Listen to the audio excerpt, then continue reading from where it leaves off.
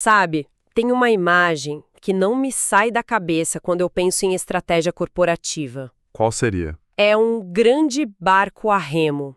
Imagina a cena, uma equipe super dedicada, todo mundo, remando com uma força tremenda, sabe? Suando a camisa mesmo. Sim, consigo visualizar. Só que tem um problema. Cada um tá remando numa direção um pouquinho diferente. O resultado é que o barco fica ali girando em círculos. Fica todo mundo exausto, ocupado, mas sem sair do lugar. Exatamente. É a ilustração perfeita do que chamam de entropia estratégica, essa tendência natural das coisas de irem para o caos, de perderem o foco. Hoje, a nossa análise vai mergulhar num sistema que promete ser o leme para alinhar todos esses remos. E essa analogia é perfeita, porque o problema raramente é falta de esforço, ou mesmo de uma boa estratégia, sabe? A visão de onde se quer chegar, ela existe. O que falta é a ponte, né? Exato. Falta a ponte entre essa visão e o movimento de cada remo no dia a dia. As estratégias, elas não morrem num grande naufrágio. Elas se afogam aos pouquinhos, uma tarefa de cada vez na correria do dia a dia que não leva a lugar nenhum, de fato. É isso aí. Então, a nossa missão aqui é justamente essa: analisar a fundo os OKRs, Objectives and Key Results. Certo. Mas não como mais uma sigla corporativa da moda, e sim como um sistema operacional mesmo, para foco e para execução. A ideia é entender como isso pode de fato transformar intenção em ação coordenada. E o sistema tem uma simplicidade que até engana, sabe? Ele se baseia em duas perguntas muito simples. A primeira é: para onde a gente vai? E a segunda: como a gente vai saber que está chegando lá? O O e os KRs. Exatamente. O objetivo, o O, responde à primeira pergunta. E os resultados-chave, os KRs, respondem à segunda. Então, na prática, a fórmula seria algo tipo: eu vou, esse é o objetivo, e vou saber que cheguei por... Esses são os resultados-chave. Perfeito. O objetivo é a sua direção, a sua ilha distante. Ele é qualitativo, inspirador, memorável. Algo como tornar nossa plataforma a mais amada pelos pequenos empreendedores. Ok, inspirador. Já os resultados-chave, eles são os marcos no caminho. Eles são quantitativos, mensuráveis, inquestionáveis. Por exemplo, para esse objetivo, os KRs poderiam ser: aumentar nossa nota de satisfação de 8 para 9,5 ou reduzir o tempo de onboarding de 1 hora para 15 minutos. Entendi. O objetivo dá a direção, os KRs, eles confirmam que a gente está progredindo. Mas é aqui que eu acho que a coisa começa a complicar na prática. Com certeza. Porque muita gente, na hora de escrever os seus próprios, vai listar as tarefas para chegar lá.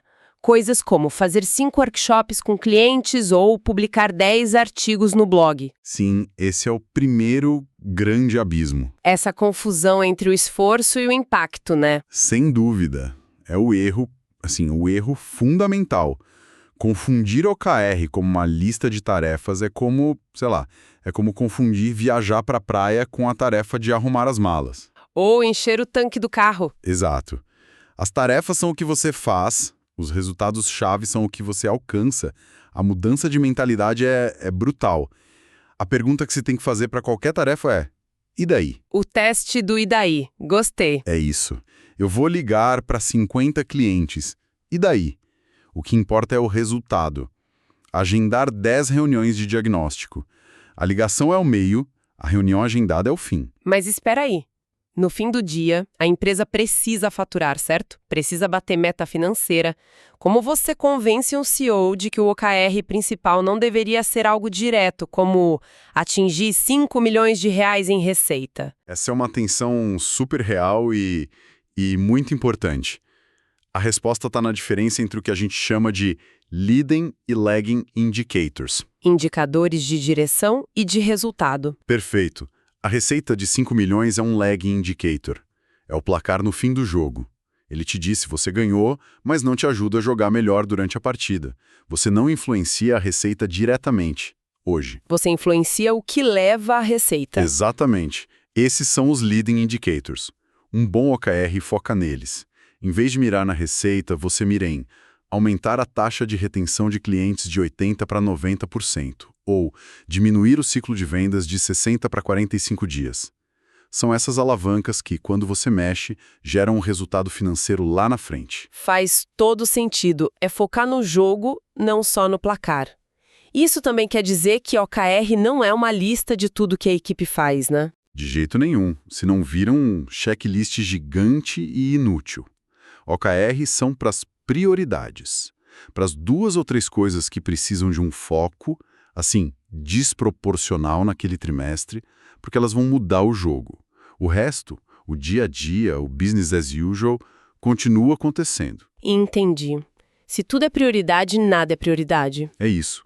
O poder dos OKR está tanto no que você decide focar, quanto no que você conscientemente decide não focar. Isso de focar no que importa me leva a pensar na qualidade da escrita mesmo. Porque não adianta ter a métrica certa se o objetivo é, bom, desinteressante. Totalmente. Um objetivo como otimizar a infraestrutura do back-end não inspira ninguém, né? Ninguém. Um bom objetivo precisa passar no que eu chamo de teste do bar. Você conseguiria explicar para alguém, num bar, de forma rápida e empolgante, no que sua equipe está trabalhando. Otimizar o back-end não passa. Não mesmo. Agora, que tal tornar nosso aplicativo tão rápido e confiável que o cliente nem precise pensar nele? Ah, aí sim. Isso é uma missão. É por isso que um exemplo clássico de objetivo ruim é lançar a versão 3.0 do software. É só. Um pacote de código. Exato. Em contraste com algo como entregar uma experiência de usuário tão intuitiva que o manual se torne obsoleto. Nossa, a diferença é gritante. Um é sobre o que a empresa faz, o outro é sobre o valor que o cliente recebe. E esse valor precisa de evidência. É aí que a qualidade dos resultados-chave entra.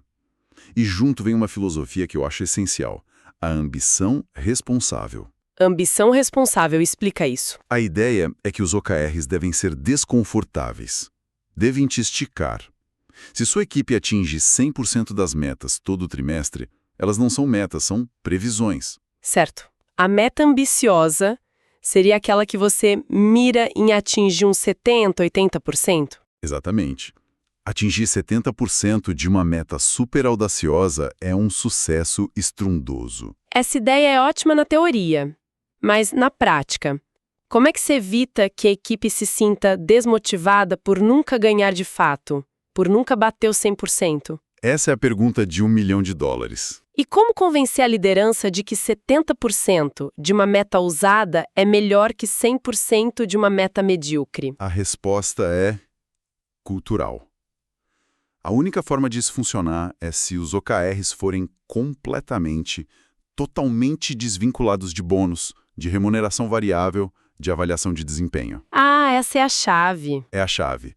No momento em que você atrela o bônus a atingir 100% do OKR, você mata a ambição, na hora. Ninguém vai arriscar o próprio bônus, sabe? As metas viram apostas seguras e todo o sistema perde o propósito. Mas só desvincular do bônus já resolve?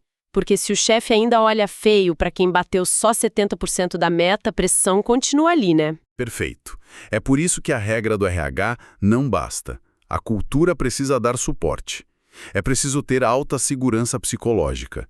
O verdadeiro antídoto é a liderança celebrando publicamente um fracasso de 70% numa meta audaciosa como um grande aprendizado. É o CEO ir na frente de todo mundo e dizer: pessoal, nós miramos na Lua, chegamos muito mais alto do que antes e aprendemos o que precisamos para ir além na próxima vez. Parabéns a essa equipe pela coragem. Sem esse tipo de atitude, a tal ambição responsável vira só um slogan bonito na parede. Isso muda tudo. Então, o OKR não é só uma ferramenta de gestão, é um catalisador de cultura. E como isso se desenrola no tempo? Não é algo que a gente define em janeiro e olha de novo em dezembro, imagino. Nem pensar. É um ritmo, uma cadência. O ciclo mais comum é o trimestral. 3 meses. Tempo suficiente para alcançar algo relevante, mas curto bastante para manter a agilidade. O mundo muda rápido demais para planos anuais rígidos, sabe? E o que mantém isso vivo durante o trimestre? Quais são os rituais que impedem que os OKRs virem, sei lá, pôsteres na parede? O ritual mais importante é o check-in semanal. E aqui tem outro ponto crucial. Não é uma reunião de status. Não é para cada um ler sua lista de tarefas prontas. De jeito nenhum. É uma conversa de 15, 20 minutos focada no futuro, não no passado. A pauta é simples. Para cada resultado-chave, a gente discute 3 coisas. Primeiro, qual o nosso nível de confiança, de 0 a 10, de que vamos atingir essa meta? Ok, um termômetro. Segundo, o que está no caminho? Quais são os impedimentos? E terceiro, o que vamos fazer de diferente nesta semana para aumentar essa confiança e remover esses bloqueios? A conversa muda completamente de foco.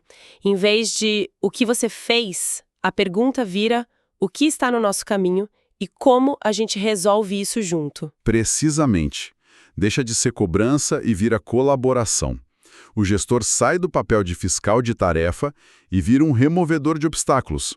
A equipe assume a responsabilidade pelo resultado. E falando em equipes, como se garante o alinhamento? Como evitar que o time de marketing defina um OKR ótimo para eles, mas que vai na direção oposta do que o time de produto está fazendo?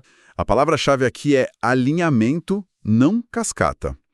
O modelo antigo, em cascata, é aquele em que a meta do CEO vira a meta para os diretores, que vira a meta para os gerentes. Um telefone sem fio que vai se quebrando no caminho. Exato. É lento, rígido e suga toda a autonomia.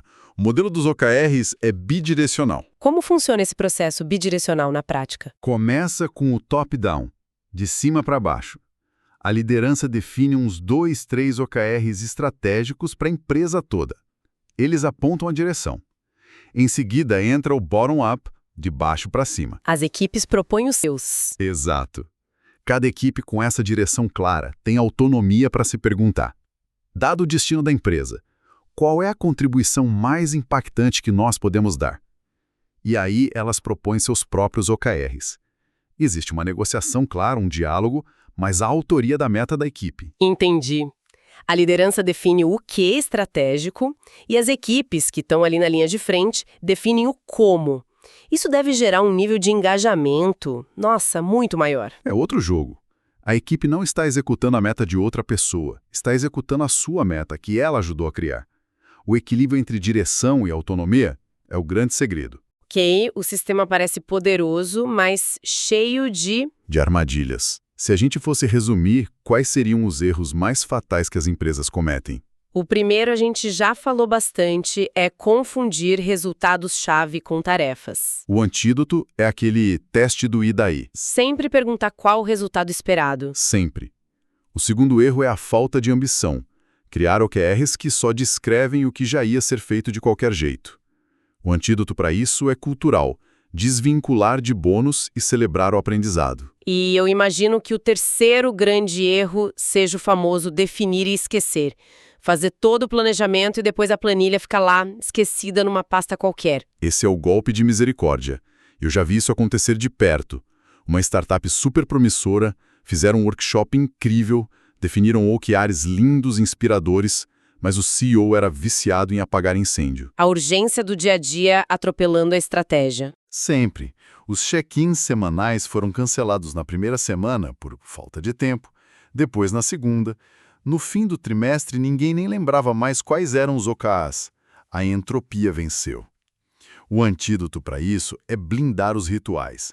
O check-in de 15 minutos tem que ser o compromisso mais sagrado da agenda. Resumindo tudo, então, OKR é menos uma metodologia e mais um sistema de pensamento, né? É sobre forçar escolhas difíceis, criar um foco implacável no impacto e dar uma linguagem comum para que as equipes sejam autônomas e alinhadas ao mesmo tempo. E é fundamental lembrar que é uma jornada. O primeiro ciclo não vai ser perfeito. Alguns KRs ainda vão parecer tarefas, alguns objetivos não vão ser tão inspiradores, e tá tudo bem. O objetivo não é a perfeição. É o progresso. É criar uma cultura onde a conversa muda aos poucos de a gente está ocupado para a gente está causando o impacto que realmente importa. No fim, o que mais me chama a atenção é como esse sistema tenta resolver essa tensão que existe em qualquer empresa. o equilíbrio entre autonomia e responsabilidade. Fica a reflexão: o que aconteceria numa equipe ou numa organização se todos tivessem a liberdade de decidir como remar, mas com a clareza e a responsabilidade de saber que estão todos remando na mesma direção estratégica como donos do resultado final?